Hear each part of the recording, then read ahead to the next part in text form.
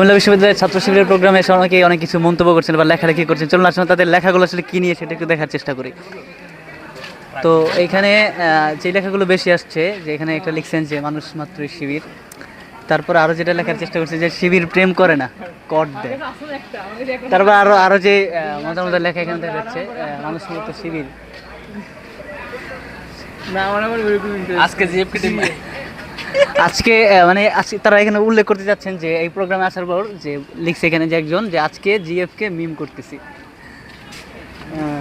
যে ভাই দেখেন শিবিরের কি কোনো জিএফ থাকে?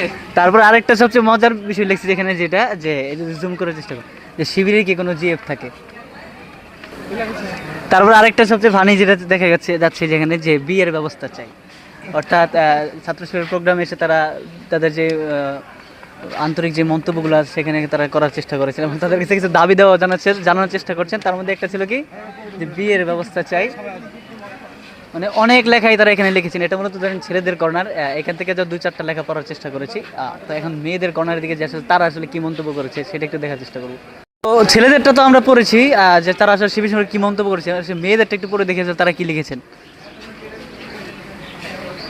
তো এখানে লিখছেন একজন আপু মনে হয় সম্ভবত লিখেছেন যে পুকিস শিবির। তারপর একজন যিনি লিখেছেন একজন আপুর নাম উল্লেখ করেছেন, তিনিও ওইখানে যেটা দেখেছি আমরা যে বিয়ের ব্যবস্থা চাই উল্লেখ করেছেন ছেলেরা। এখানে একজন আপু দেখলাম তার নাম সহ উল্লেখ করে বলছেন যে তানিশার বিয়ে চাই।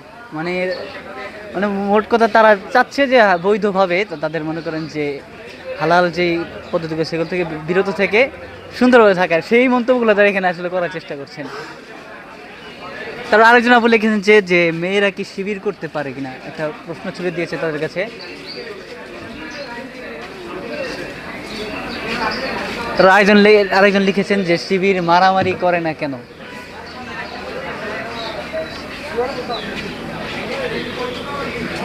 তারপর আরেকজন আপু লিখেছেন 2টা বিষয় দেখলাম এখানে, যে শিবিরের ক্যাম্পাসে সুষ্ঠুভাবে সকল শিক্ষার্থীদের নিরাপত্তা নিশ্চিত করুন এবং প্রতিটি হলে প্রাথমিক চিকিৎসার সমাধান প্রদান করুন।